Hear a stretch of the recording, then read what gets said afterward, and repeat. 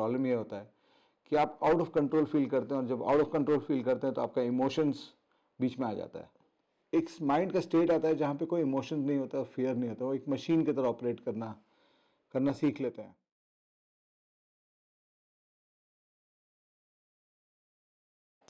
Hello friends, welcome back to the Arun Sharma academy. Episode 8 जो आज का एपिसोड है, इसमें मैं आपको क्वालिटी ऑफ आउटपुट में का दूसरा भाग ला रहा हूँ।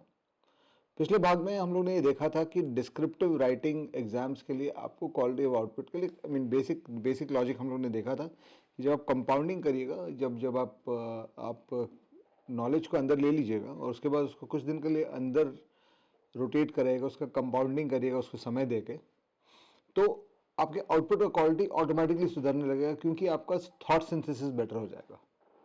ये सेम प्रिंसिपल आपके सॉल्विंग वाले कोई एग्जाम्स में भी जाते हैं। दूसरे तरह के जो एग्जाम्स होते हैं, जो आप कॉम्पिटिटिव एग्जाम्स में जाते हैं, वो एप्टीट्यूड या प्रॉब्लम सॉल्विंग एग्जाम्स होते हैं, जिसमें आपको राइटिंग या डिस्क्रिप्टिव राइटिंग का तो रोल नहीं है, लेकिन आपको वहाँ पे आउटपुट तो देना होता है, क्योंकि आप अगर सवाल हल नहीं कर पाए प्रेशर के अंदर तो आप मार्क्स नहीं पा पाएंगे, और मार्क्स नहीं पाएंगे तो जाहिर बात है कि आप अपने कंपटीशन से पीछे रह जाएंगे। तो इसलिए इन एग्ज़ाम्स के लिए भी आपको जो तैयारी करनी होती है, या जो आपको अपनी क्षमता को बढ़ाने की प्रोसेस एग्जीक्यूट करना होता है, उसमें अगेन आपको आउटपुट प्रैक्टिस बहुत ज़रूरी हो जाता है। और एक बहुत बड़ा एस्पेक्ट आ जाता है इन प्रेशर बेस्ड एग्जाम्स में, जहाँ पे टाइम प्रेशर बहुत रहता है। डिस्क्रिप्टिव एग्जाम में भी रहता है टाइम प्रेशर, लेकिन उतना नहीं रहता है जितना प्रॉब्लम सॉल्विंग एग्जाम में रहता है।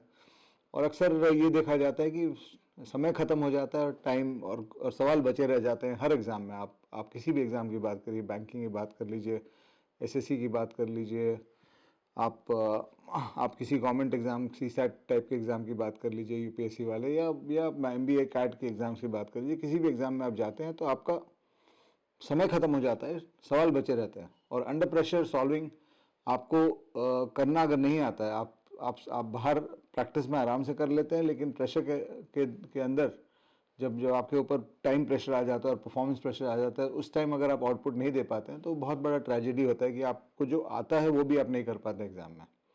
तो इसलिए आपको ये solving under pressure of both time and performance, ये दोनों प्रेशर के अंदर सॉल्व करना बहुत ज़रूरी हो जाता है। This is very much like an athlete. एक क्रिकेट प्लेयर, एक टेनिस प्लेयर मान लीजिए नेट्स में बहुत अच्छी प्रैक्टिस करता है और बहुत टैलेंटेड है, लेकिन अगर वो मैच में जाकर परफॉर्म नहीं कर पाएगा तो उसका कोई आउटकम नहीं आएगा उसके करियर का, है ना। तो you are in similar state situation when you are preparing for a exam which requires this kind of solving. और जो ऑब्जेक्टिव होता है इसमें रीच करने का, एक स्टेट ऑफ माइंड रीच करने का ऑब्जेक्टिव होता है प्रिपरेशन के थ्रू, कि जब आप एग्ज़ाम सॉल्व कर रहे हैं तो आपके दिमाग में, और इस ऑब्जेक्टिव को टॉपर्स एक्चुअली अचीव कर लेते हैं। जो सक्सेसफुल स्टूडेंट्स होते हैं, जो टॉप 500,000 2000 में आते हैं किसी भी 2 लाख 3 लाख 5 लाख लोग के एग्ज़ाम में, वो इस ऑब्जेक्टिव को आराम से अचीव कर लेते हैं कि उनका एक माइंड का स्टेट आता है जहाँ पे कोई इमोशन नहीं होता, फियर नहीं होता, वो एक मशीन की तरह ऑपरेट करना सीख लेते हैं।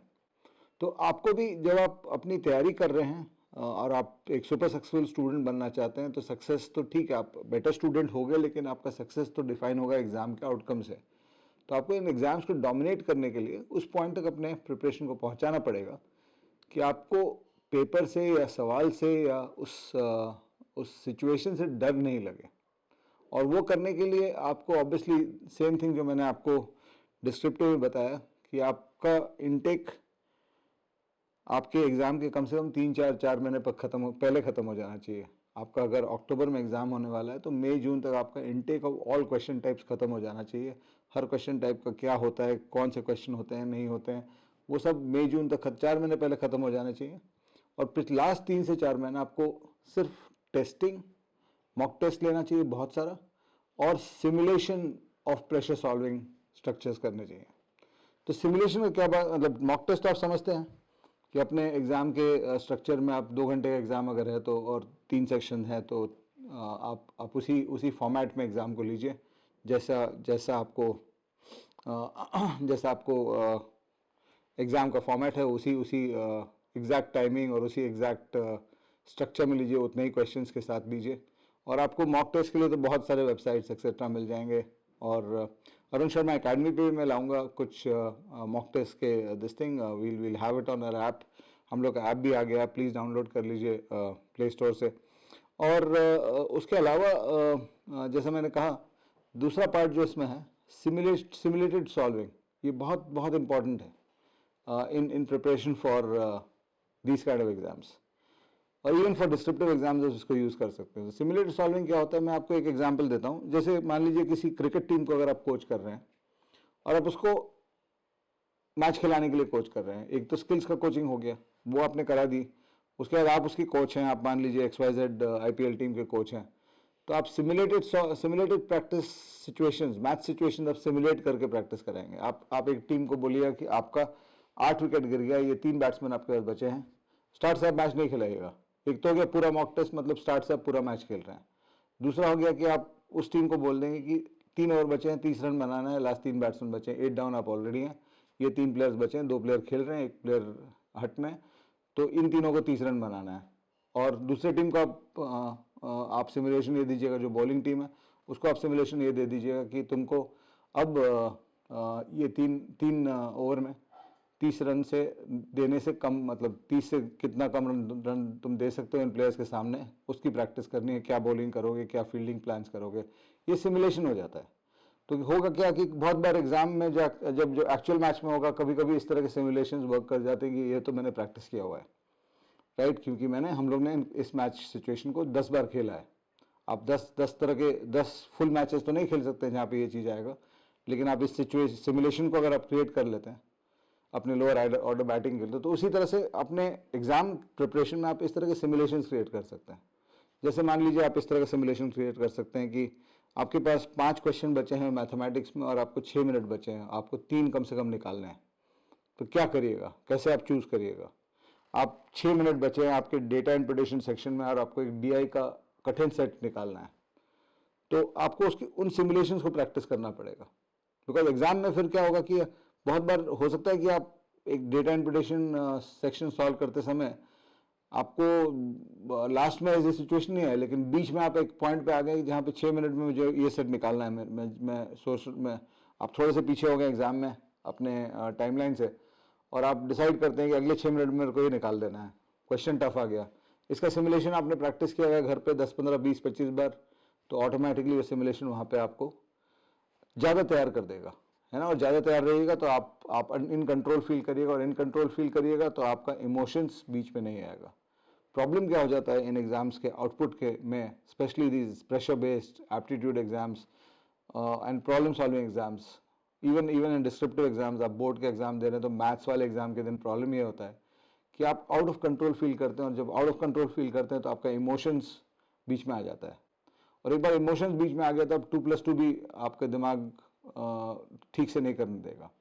तो सुपर सक्सेसफुल स्टूडेंट जो होते हैं वो इन चीज़ों का प्रैक्टिस बहुत करते हैं, और आपको भी इनका प्रैक्टिस करना चाहिए। And as part of your exam आप सिमुलेशंस क्रिएट करिए। कौन कौन से सिमुलेशंस आपको लगता है कि एग्जाम में आपको हेल्प करेगा। जब आप मॉक टेस्ट दीजिएगा तो आप अपने आप अंडरस्टैंड करिए कि ऐसे सिचुएशंस आ सकते हैं, जैसे क्रिकेट कोच अंडरस्टैंड करता है कि मैच में क्या क्या सिचुएशन आ सकते हैं। 300 रन का चेज कर रहे हैं हम लोग, 25 ओवर में 150 फॉर 7 हो गए हैं, तो लास्ट 3 विकेट्स के लिए हम लोग 150 बनाना है, ये बैट्समैन बचे हैं। तो इस तरह के सिचुएशंस तो आप एज अ कोच आप जानते हैं कि ऐसा होने वाला है मैच में। तो उसी तरह से एज अ स्टूडेंट आप अपने एग्जाम में जानते हैं कि किस तरह के सिचुएशंस आएंगे, उनका सिमुलेटेड प्रैक्टिस करिए, 10-10, 20-20 बार प्रैक्टिस कर लीजिए, ताकि you are so good at that situation to come out of that situation that you actually relish कि इस सिचुएशन में आया, मैंने प्रैक्टिस की थी, मैं निकल गया इसमें से।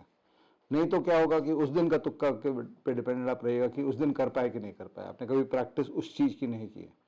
तो ये 2 चीज़ ज़रूर याद रखिएगा। और जैसा मैंने कहा पिछले एपिसोड में, कंपाउंडिंग का प्रिंसिपल हर एग्जाम में लगता है, whether it's a descriptive exam और exam which is based on problem solving. Compounding का प्रिंसिपल हर चीज़ में लगता है। आप किसी टॉपिक को एग्ज़ाम के 10 दिन पहले पढ़ते हैं, एक हफ्ता पहले पढ़ते हैं, आप मान लीजिए टाइम स्पीड डिस्टेंस चैप्टर को एग्जाम के 1 हफ्ता पहले पढ़ के एग्जाम में चले जाते हैं, तो आपने नॉलेज तो ले लिया, लेकिन आपने उसको कंपाउंडिंग टाइम नहीं दी, और कंपाउंडिंग टाइम नहीं दी तो आपको आउटकम नहीं आएगा, because you will not be able to synthesize your thoughts. आप कंट्रोल में फील नहीं करोगे, आप बिलीव नहीं करोगे अपनी एबिलिटीज़ में, and all those problems will happen, right? So I hope you enjoyed this lesson, and this is the last part of the actually the jigsaw puzzle. I'll do one more episode on this. We will wind up everything and come up with the last synthesis of all the points that we have talked about. Thank you so much. Please share the course and please do follow us on the channel.